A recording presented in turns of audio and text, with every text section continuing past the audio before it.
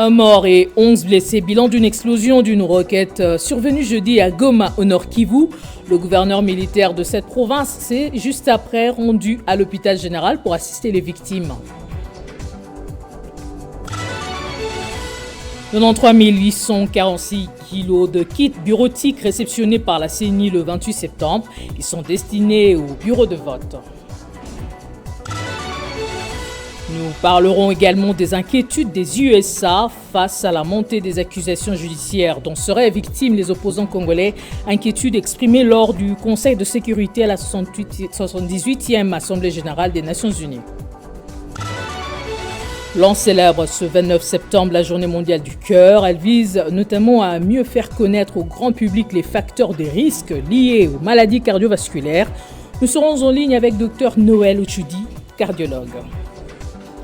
C'est déjà le début du week-end et vous nous renouvelez votre confiance. Merci de le faire. La ville de Goma, au Nord Kivu, est de nouveau victime d'un drame. Cette fois, il s'agit d'une explosion d'une roquette qui fait état d'un mort et 11 blessés, dont 10 autres civils de l'unité. D'après le communiqué du gouverneur militaire, cette roquette était lâchée par inadvertance entre les mains d'un militaire des FARDC. Le gouverneur militaire de cette province est aussitôt dépêché à l'hôpital général où tous les blessés sont pris en charge. Commentaire de Nathan Diamouté. Le dauphin Serge Missona, jeune joueur du club Likondi, évoluant en deuxième division de l'antenne urbaine de football des Goma. Comme les autres victimes qui ont été touchées par les éclats de l'arme RPG-7 Rocket qui a échappé par inadvertance à un militaire FARDC qui était dans une Jeep des FARDC vers le rond-point Institut de Goma, situé à 100 mètres du lieu du drame. Alerté par le service, le gouverneur militaire intérimaire, le général-major Peter Sirimwani, s'est vite rendu sur les lieux du drame et à l'hôpital provincial où les blessés suivent les soins appropriés. Sur place, l'autorité provinciale a donné des moyens pour la prise en charge des victimes et a rassuré que la province va prendre en charge toutes les victimes. Pour l'instant, les bilans provisoires fait état d'un mort et 11 blessés, dont certains joueurs, fanatiques et militaires qui détenaient la roquette. Leur état de santé évolue bien selon les responsables de l'hôpital provincial du Nord Kivu. L'auditorat militaire du Nord Kivu a aussi dépêché à l'hôpital ses services pour mener des enquêtes afin que ces militaires répondent de cet acte. Agissez avant qu'il ne soit trop tard. C'est sur ce ton ferme que le vice-premier ministre en charge des Affaires étrangères, Christophe Lutunula, qui s'est exprimé devant le Conseil de sécurité réuni jeudi à New York, évoquant le rapport des experts de l'ONU sur le soutien du Rwanda au M23. Le diplomate congolais a, dans son intervention, appelé le Conseil à assumer pleinement ses responsabilités statutaires en infligeant des sanctions exemplaires au Rwanda, à l'instar des États-Unis. On l'écoute. Vous avez les capacités juridiques, politiques et matérielles de contraindre toutes les parties récalcitrantes à mettre intégralement en œuvre la feuille de route issue des processus de Nairobi et de Luanda que vous avez approuvé et d'arrêter par conséquent l'enlisement dangereux en cours dans la crise sécuritaire en RDC. Agissez avant qu'il ne soit trop tard. Il est temps de dire le droit international, les droits, en sanctionnant l'agression avérée de la RDC par le Rwanda et les crimes du 1-23 sur le territoire congolais, ainsi que les crimes des autres groupes armés.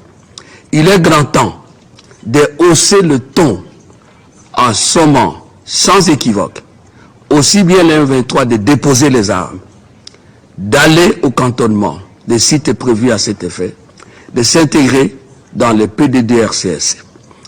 Aussi bien aussi, les 1-23, que le Rwanda a retiré sans condition ses troupes du Congo et a cessé son soutien 23. Quant au FDLR, le gouvernement congolais fait à la communauté internationale une proposition simple. Les membres du FDLR ne sont pas des citoyens congolais. Pourquoi le Conseil de sécurité ne peut-il pas concevoir un plan d'éradication des FDLR pour l'exécution duquel la RDC est prête à participer activement? Nous vous tendons cette main-là. Pour sa part, la RDC n'a pas failli à ses engagements.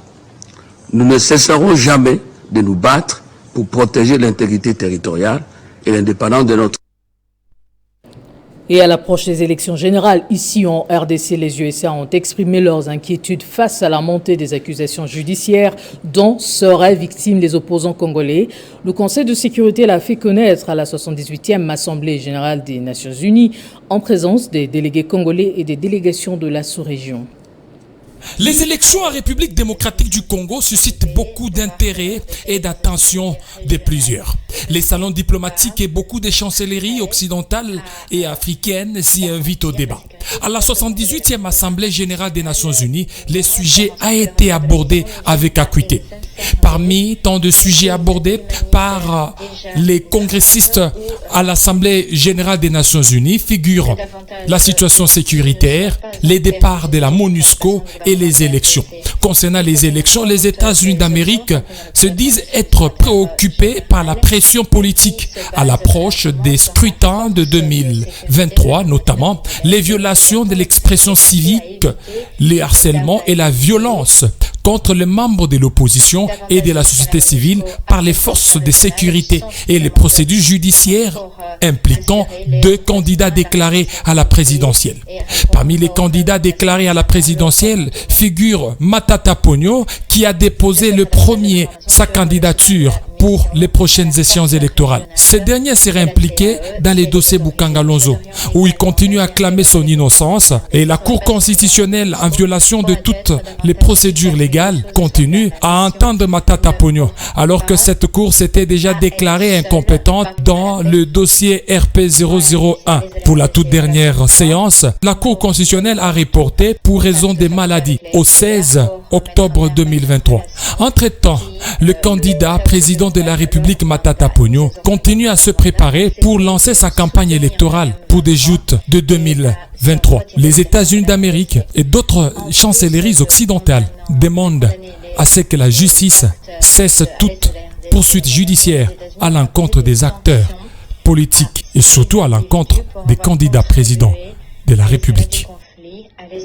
5 projets de loi de ratification ont été votés hier par le Sénat au cours de la plénière dirigée par Modeste Bahati-Lukwebo, président de la Chambre haute du Parlement. Avant cela, Rose Mutombo, ministre d'État à la Justice et garde des Sceaux, accompagné d'autres ministres, notamment de l'industrie et des personnes vivant avec handicap, a présenté l'économie de ces projets de ratification devant les élus des élus.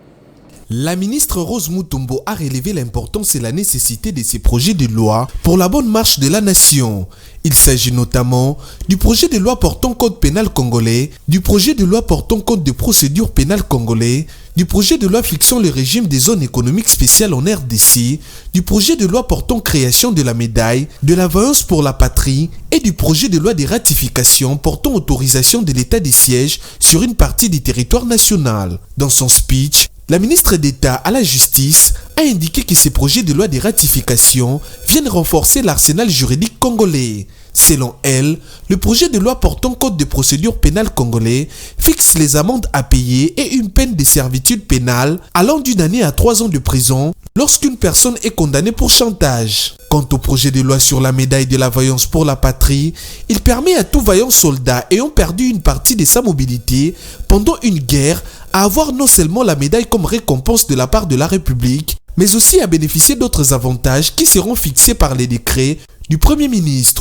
Parmi ces avantages figure la réorientation dans le milieu social. Sur 109 membres qui composent le Sénat, 77 membres ont pris part au vote. 76 membres ont voté oui, qu'un membre n'a voté non. Au cours de la même plénière, les sénateurs ont également voté les projets de loi portant prorogation de l'état des sièges sur une partie du territoire national. Et c'est après la présentation du projet de loi par la ministre d'État à la Justice Rose Mutombo Kiese qui a souligné la détermination des FRDC pour ramener une paix durable dans cette partie du pays. Elle a aussi évoqué le fait que ces régimes exceptionnels permettent à nos vaillants soldats d'être reconnus plus efficaces sur terrain afin de booster dehors les agresseurs de la RDC.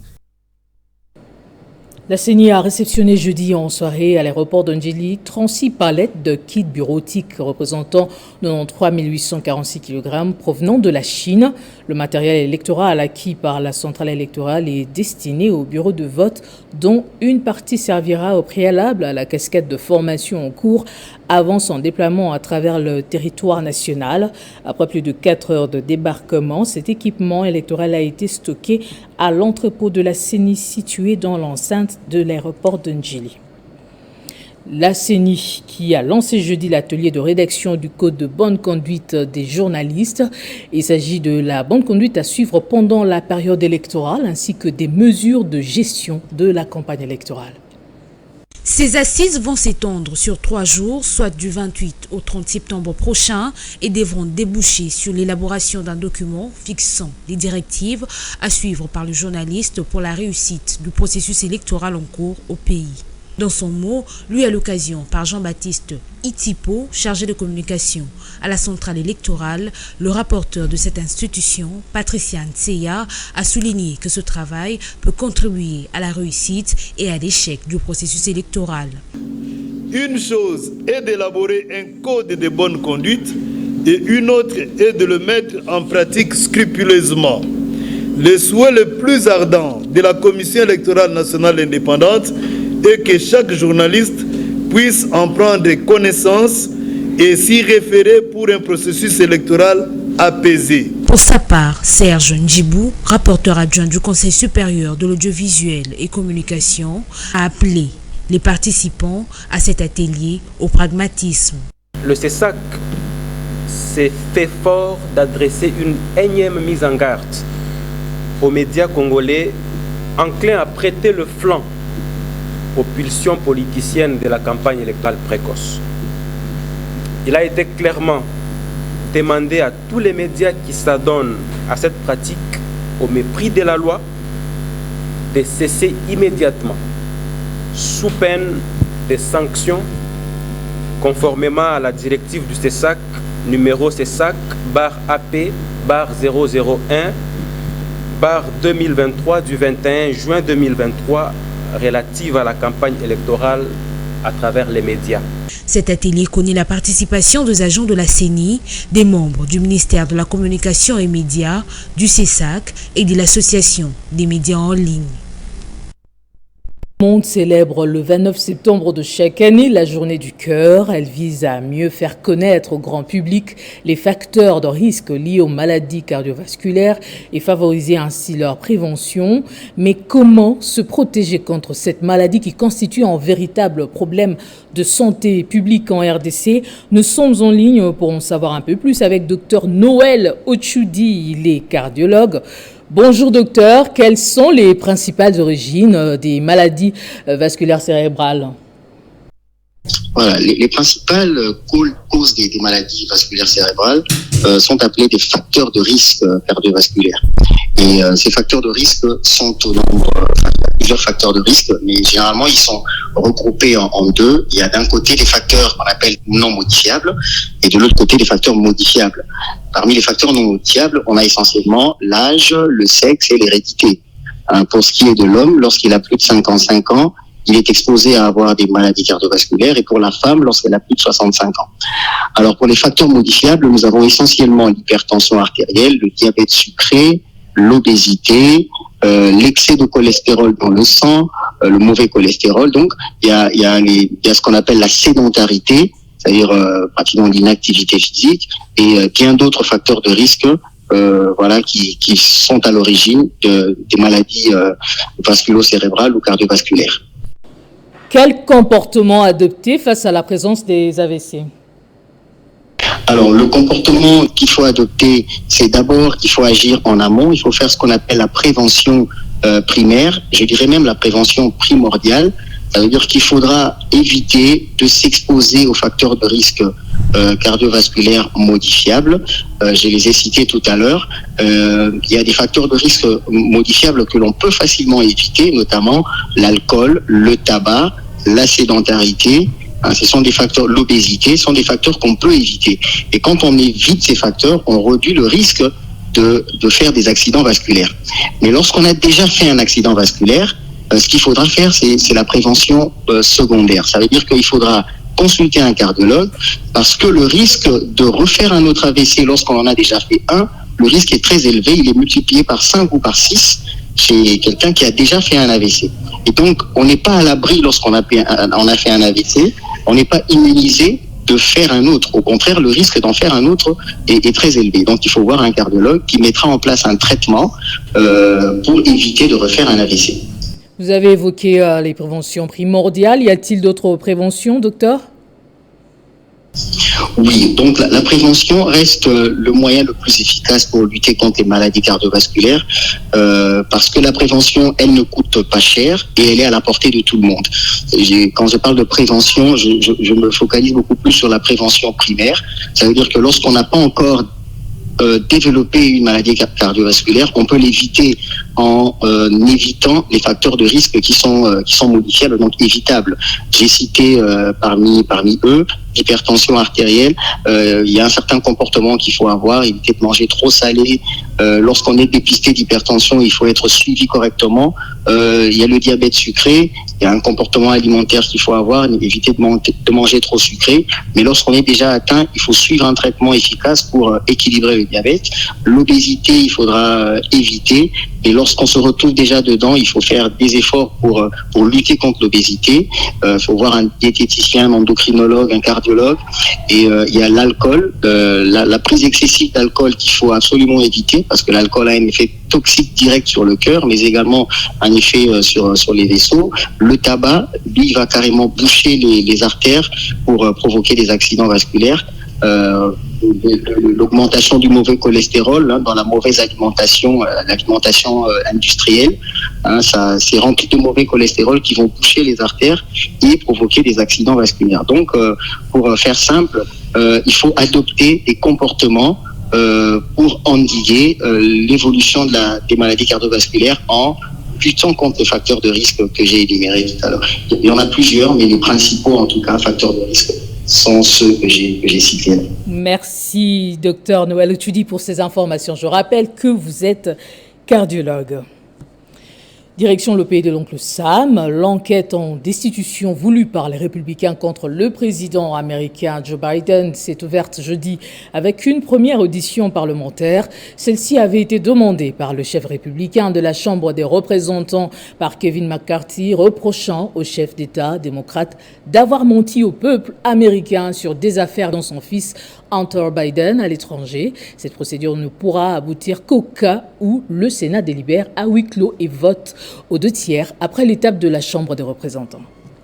Lors de la première audition parlementaire consacrée à cette procédure, le chef de la commission d'enquête de la Chambre, James Corner, a assuré avoir trouvé une quantité écrasante de preuves démontrant que le président Biden a abusé de ses fonctions publiques pour que cela profite financièrement à sa famille. Et un élu républicain a déclaré que durant des années, le président Biden a menti au peuple américain au sujet de sa connaissance et de sa participation aux affaires corrompues de sa famille. Cette enquête est considérée d'insensée par les démocrates parce que les républicains semblent ne pas avoir une quelconque preuve irréfutable. La commission a reçu 12 000 pages de documents bancaires et pas une seule page ne montre que le moindre centime est allé au président Joe Biden. Dans la suite du contexte, un élu a accusé ses collègues républicains de mener cette investigation uniquement en raison des pressions de Donald Trump, lui-même mis en accusation 2 fois par le Congrès et qui aurait réclamé cette enquête contre son successeur. Le président de 80 ans a toujours soutenu publiquement son fils, au passé cerné d'addiction, également aux prises avec la justice, accusé de détention illégale d'armes à feu. Signalons que le nœud de l'enquête est de savoir si Biden, durant son mandat de vice-président sous l'ancien président Barack Obama, avait oui ou non reçu des avantages illégaux grâce aux relations commerciales internationales de son fils Hunter Biden. On passe au sport. Après 5 jours de compétition, place à présent au quart de finale de la 19e édition de la Coupe du Monde de volleyball. Plusieurs équipes venues de province n'ont pas su franchir les quarts de finale. Le VC Ubuntu chez les messieurs s'est battu bec et ongle pour obtenir son billet pour cette étape à élimination directe. Le club du Lualaba veut laisser ses traces dans cette fête nationale de la balle au filet. On amorce déjà l'atterrissage dans cette 19e édition de la Coupe du Congo de volleyball. À cette étape décisive, chaque équipe veut sortir ses dernières cartouches pour la qualification au dernier carré. Représentée par 4 équipes, la province du Lualaba n'a aligné qu'un seul club en quart de finale. Il s'agit du VC Ubuntu chez les messieurs qui va se mesurer au VC Mazembe ce vendredi. Les Lualabais restaient confiants et croient en la qualification de leur équipe. Que nous espérons qu'ils vont encore nous donner des bons résultats parce que nous, comme nous l'avons promis en province, nous comptons repartir avec la coupe de la 19e édition de la Coupe du Congo. C'est sur la volonté de l'autorité provinciale que les équipes du Lualaba ont pris part à cette fête nationale de la ballophilie à Kinshasa, explique Armel Mbemba, vice-président de la Ligue de volleyball du Lualaba. Nous avons quand même une autorité provinciale qui est déterminée à pouvoir toucher tous les secteurs de sa province, comme nous l'avons encore dit. Nous avions déposé un cahier de charges pour jouer la coupe au niveau du Haut-Katanga qui ne coûtait qu'un seul molicap arrivé dans une autre province. Cependant, quand nous sommes revenus vers elle, nous l'avons dit que normalement nous devons être à Kinshasa parce que la Coupe du Congo va se jouer à Kinshasa. Dans d'autres matchs de ces quarts de finale, la PNC affrontera Madaka, Green Team croisera Force Terrestre et Espoir sera face à Free Boys. Tous ces matchs se joueront au gymnase de la police nationale congolaise. Place au rappel des titres. Un mort et 11 blessés, bilan d'une explosion d'une roquette survenue jeudi à Goma, au nord Kivu. Le gouverneur militaire de cette province s'est juste après rendu à l'hôpital général pour assister les victimes. 93 846 kilos de kits bureautiques réceptionnés par la CENI le 28 septembre. Ils sont destinés au bureau de vote. Nous avons également parlé des inquiétudes des USA face à la montée des accusations judiciaires dont seraient victimes les opposants congolais, inquiétudes exprimées lors du Conseil de sécurité à la 78e Assemblée générale des Nations unies.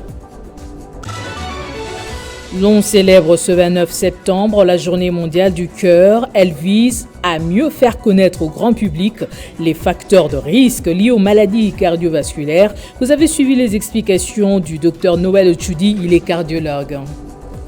Ne quittez pas vos sièges, dans un instant la revue de presse.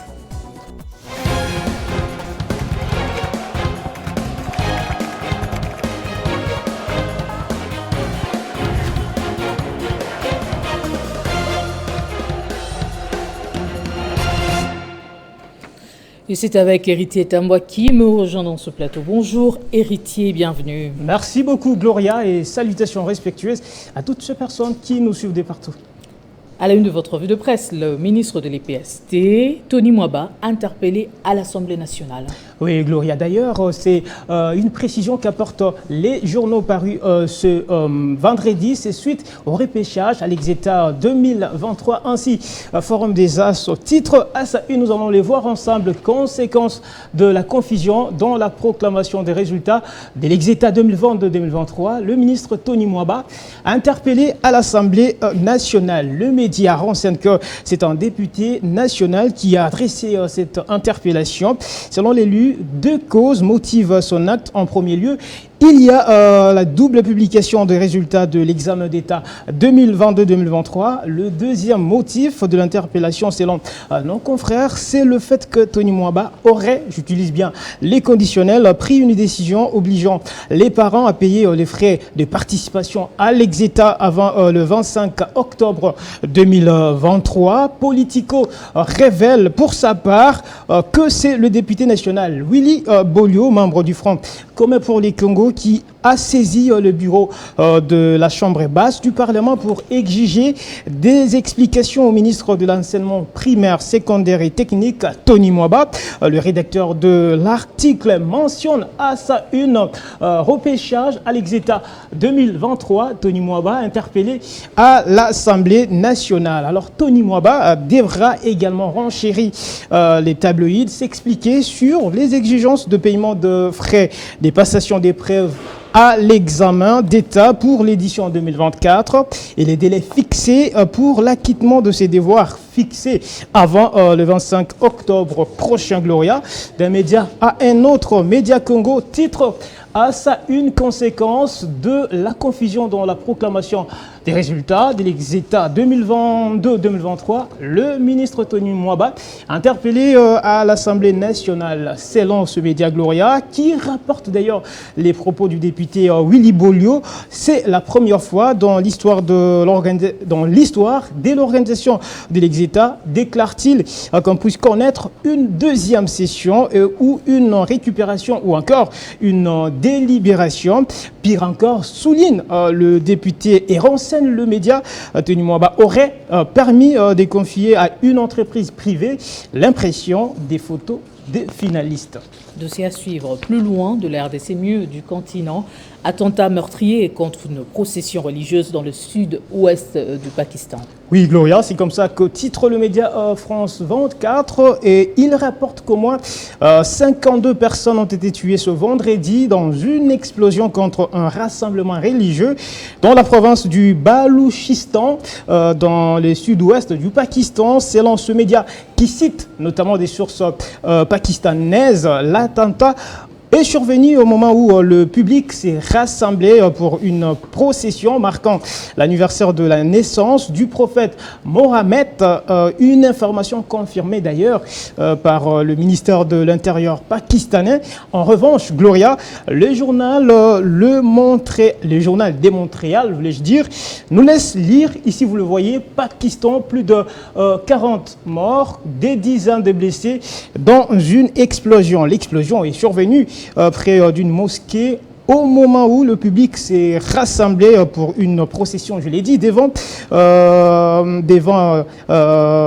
marquer l'anniversaire des naissances du prophète de l'islam. Je l'ai dit tantôt, il s'appelle Mohammed, une commémoration acceptée par la majorité des courants musulmans, mais certains, Gloria, parmi eux, la condamnent. Alors, dernier titre pour terminer notre revue des presses, on va juste lire.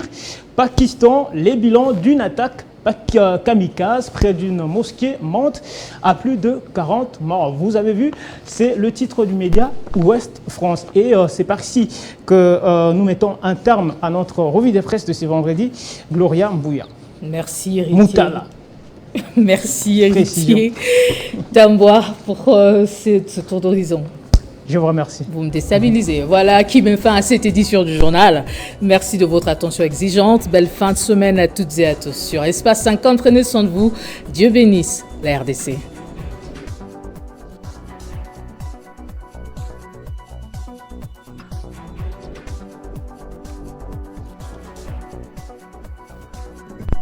Retrouvez toute l'actualité en continu sur www.tele50.cd.